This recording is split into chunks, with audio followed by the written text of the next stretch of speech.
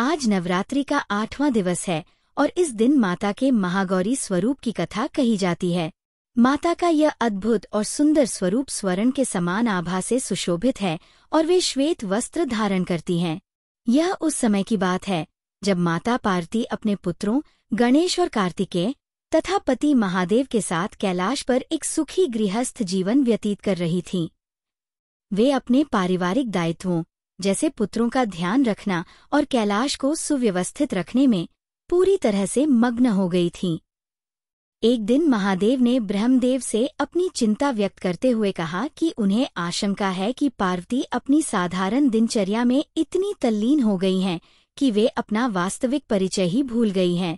वे यह भूल चुकी थीं कि वे एक पत्नी और माँ होने से पहले आदिशक्ति जगत जननी हैं, जिनकी आवश्यकता संपूर्ण संसार को है। सृष्टि के कल्याण, साधकों को सिद्धियां प्रदान करने और दुष्टों का नाश करने के लिए उनका दिव्य रूप में प्रकट होना अनिवार्य था। ब्रह्मदेव ने महादेव को सुझाव दिया कि पार्वती को उनके वास्तविक स्वरूप का स्मरण कराने के लिए उन्हें किसी प्रकार उत्तेजित करना होगा और इसका एकमात्र उपाय महादेव द्वारा माता के रूप की निंदा करना था। तो आइए सुनते हैं संपूर्ण कथा। नवरात्रि के अष्टम दिवस पर माता महागौरी की कथा सुनाई जाती है।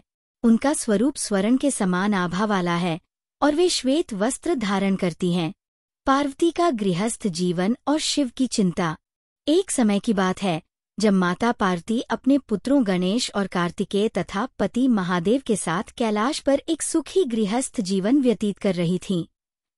वे अपने पारिवारिक दायित्वों में इतनी मग्न हो गईं कि महादेव और ब्रह्मदेव को ये चिंता होने लगी कि वे अपने वास्तविक स्वरूप को भूल गई हैं। वे यह भूल चुकी थीं कि वे एक पत्नी और माँ होने से पहले आदिशक्ति जगत जननी हैं, जिनकी आवश्यकता संपूर्ण संसार को है। सृष्टि के कल्याण, साधकों को सिद्धियां प्रदान करने और दुष्टों का नाश करने के लिए उनका दिव्य रूप में प्रकट होना अनिवार्य था। महादेव द्वारा निंदा का प्रसंग। ब्रह्मदेव ने महादेव को सुझाव दिया कि पार्वती को उनके दिव्य स्वरूप का स्मरण कराने के लिए उन्हें किसी प्रकार उत्तेजित करना होगा। इसके लिए ब्रह्मदेव ने महादेव से पार्वती के रूप की निंदा करने का आग्रह किया ताकि वे आहत होकर अपने दिव्य स्वरूप को प्रकट करने के लिए प्रेरित हों। महादेव के लिए अपनी अर्धांगिनी का अपमान करना अत्यंत कठिन था, क्योंकि वे उन्हें दिव्यता और सौंदर्य का प्रतीक मानते थे। बहुत दुविधा के बाद महादेव ने मन ही मन में ये विचार किया कि मुझे तुम्हारी दिव्यता में दोष दिखाई देने लगा है। अब तुम्हारा रूप दिव्य प्रतीत नहीं होता। त्रिकालदर्शी होने के कारण देवी पार्वती ने अपनी शक्ति से उनके मन की बात जान ली। पति के मन में ऐसा विचार जानकर वे अत्यंत आहत हुईं। उन्होंने कहा कि जिनके लिए वे अपना सर्वस्व न्योछावर करती हैं, यदि उन्हीं को उनमें दोष दिखने लगे तो वे वहां एक क्षण भी नहीं रुक सकती। यह कहकर माता पार्वती कैलाश छोड़कर चली गईं। माता की कठोर तपस्या। कैलाश से जाने के बाद माता पार्वती ने ब्रह्मदेव को प्रसन्न करने और उनसे वरदान प्राप्त कर अपना दिव्य स्वरूप प्रकट करने के लिए एक सघन वन में कठोर तपस्या आरंभ की। जिस वन में वे तप कर रही थीं, वहां एक सिंह रहता था जो वन्य पशुओं का शिकार करता था। जब सिंह ने माता को तप में लीन देखा तो उसने उन्हें अपना आहार बनाने का निश्चय किया।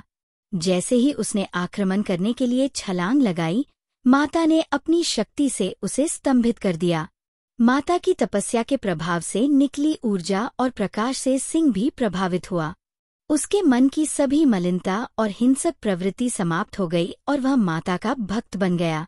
माता ने उसे अपनी शरण दी और वह उनकी सुरक्षा में वहीं स्थित हो गया। महागौरी का प्राकट्य और कैलाश वापसी।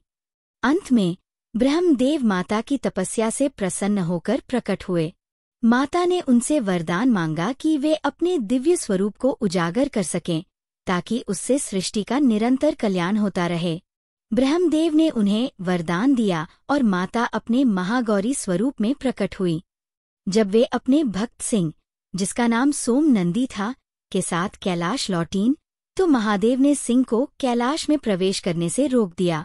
उन्होंने नियम का हवाला दिया कि कैलाश में केवल उनके गण ही रह सकते हैं और सिंह एक हिंसक प्राणी है, इस पर माता ने तर्क दिया कि उनकी कृपा से सोम नंदी अब सुधर चुका है और भक्ति के मार्ग पर है। उन्होंने गणेश के मूषक और कार्तिकेय के मयूर का उदाहरण दिया, जो स्वाभाविक शत्रु होते हुए भी कैलाश में सौहार्द से रहते हैं। महादेव सहमत हो गए और उन्होंने सोम नंदी को अपने गणों में स्थान दिया। देवताओं के अहंकार का मर्दन।